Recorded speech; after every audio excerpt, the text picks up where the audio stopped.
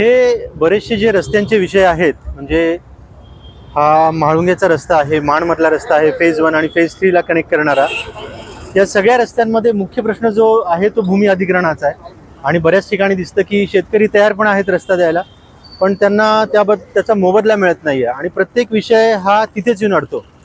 अनेक सरकारी यंत्रणांशी आमची चर्चा होते, आमच्या भरपूर मीटिंग्स होतात, पण परत इथे येऊन हा मुद्दा थांबतोय आणि गोष्टी अजिबात पुढे सरकत नाही आहेत. तर प्रश्न हा पडतो की खरंच आपल्याला हे 1-2 किलोमीटरचे पट्टे याच्यासाठी पण फंडिंग नाही आहे का? म्हणजे आपण समृद्धी महामार्गासारखा महामार्ग तयार केला, ज्याला जवळपास 40 ते 45 हजार करोड रुपये खर्च आला. आता आपण शक्तिपीठाचा महामार्ग बनवतोय, तर हाच खरा आपला समृद्धीचा महामार्ग नाही का? कारण की जर हिंजवडीला 5 लाख IT कर्मचारी काम करतात, महाराष्ट्राचा IT एक्सपोर्ट्स हा 2 लाख करोडच्या वरती गेलाय, 2,09,000 करोड एवढा महाराष्ट्राचा IT एक्सपोर्ट आहे. तर हे 4-5 रस्ते बनवायला खरंच आपल्याकडे फंडिंग नाही आणि एवढी दुर्दशा व्हावी की तिथून आत्ताच गेल्या आठवड्यामध्ये याच रस्त्यावरती पलीकडे दुर्दैवी एक अपघाती मृत्यू झाला 10 वर्षाच्या मुलाचा.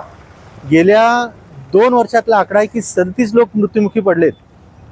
अजून किती मृत्यूंची आपण वाट बघणार आहोत? आणि खरंच दुःख वाटतं की 10-10 वर्षाची मुलं रस्त्यावरती जातात आणि कुणाला त्याचं काही वाटत नाही.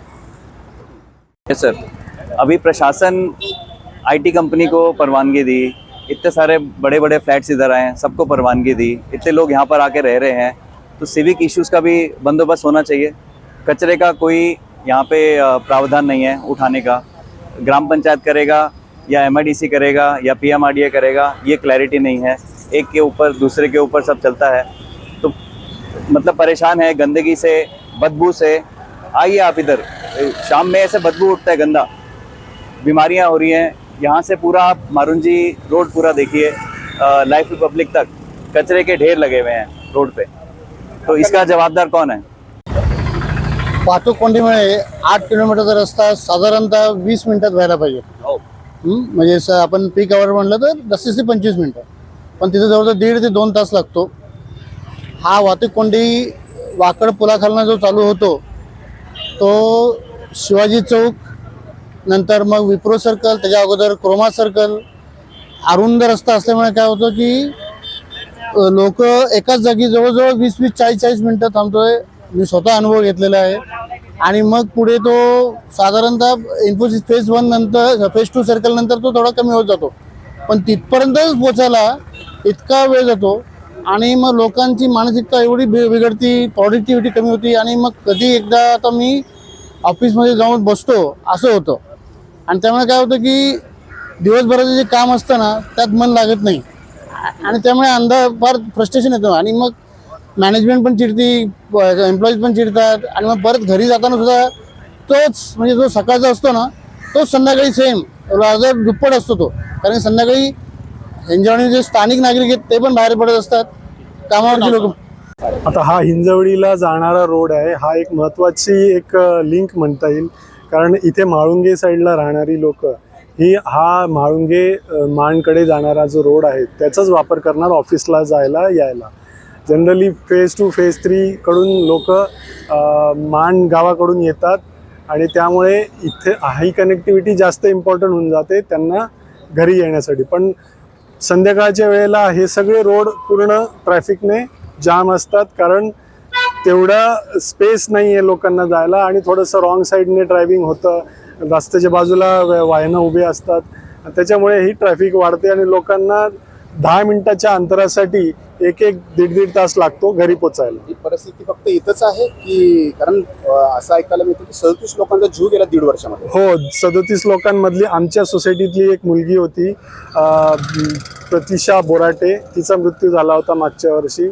आणि त्याचं कारण हेच होतं की हे रोड्स आणि त्याच्यात पडलेले हे खड्डे. आणि ही परिस्थिती इथे नाही आहे, आपल्या मान रोडलाही आहे. मान रोड पूर्ण हा इन्फोसिस फेज 1 पासून मान गावापर्यंत बऱ्याच ठिकाणी खड्डे आहेत आणि रोड अरुंद आहे. रोडचं वायडनिंग तर म्हणजे जागा वायडनिंगसाठी केलेलं होतं, पण पुढे मला वाटतं जमीन हस्तांतरित झाली नाही, त्याच्यामुळे रोडचं काम सुरू झालंच नाही. मागच्या 1.5 वर्षापासून ते काम सुरुवात पण झाली नाही त्याची, आणि त्याच्यामुळे अजूनही ते त्रास ट्रॅव्हलिंगसाठी होतोय. नाही, कचऱ्याची समस्या संपूर्ण मान हिंजवडीमध्ये तुम्हाला दिसायला मिळते. इव्हन म्हाळुंगेमध्ये सुद्धा तुम्हाला बघायला मिळते. आणि हा खूप ग्रेव्ह कन्सर्न आहे, कारण ज्या पद्धतीचं शहरीकरण झालं आहे आणि ह्या ज्या पायाभूत सोयी सुविधा आहेत त्याचा पूर्ण बोजवारा उडलेला इथं तुम्हाला दिसायला मिळतो.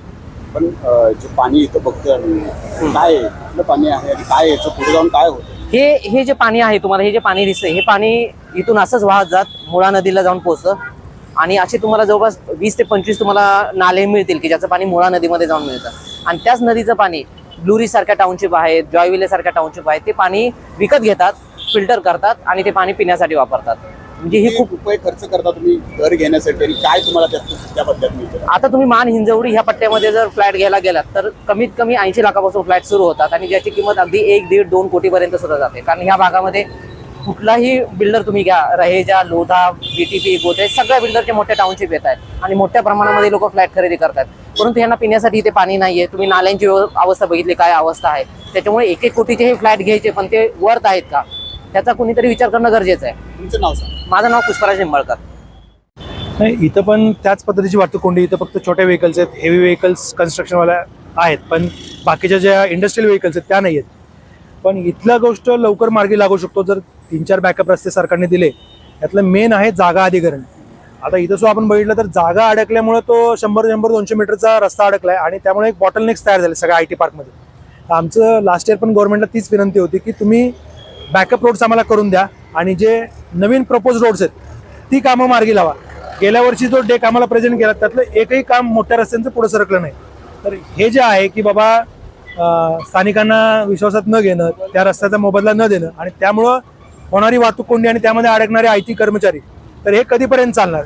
तुम्ही एक आम्हाला प्लॅन द्या, त्याला काहीतरी डेट्स द्या आणि ती गोष्ट बाबा 3 महिन्यांनी किती पुढे सरकली, काय गोष्टी आहेत हे आम्हाला अपेक्षित आहे आता सरकारकडून. बाबत जे घडते ते हिंजवडी बाबत का घडते? इथले लोक जाणार म्हणून म्हटले म्हणून जाते. कसं आहे की चाकणमध्ये लोक म्हटले जाणार आणि 20 लोकांची कंपनी पुढे आली, पण इथल्या IT पार्कमधले लोक यांना दिसत नाहीत गेलेले. इन्फोसिस सारखी कंपनी आज इथे तुम्हाला दिसते, पण त्याचं एक्सपान्शन आज आंध्र प्रदेशमध्ये होतंय किंवा कोईमतूरमध्ये होतंय. हा डेटा आपल्या IT मिनिस्टरकडे आहे का? आमचं त्यांना म्हणणं तेच आहे की इथं तुम्हाला टॉप 10 कंपनीज आहेत तसे दिसतील, पण त्यांचं जे ग्रोथ किंवा त्यांचं जे एक्सपान्शन आहे ते तुम्ही बघा.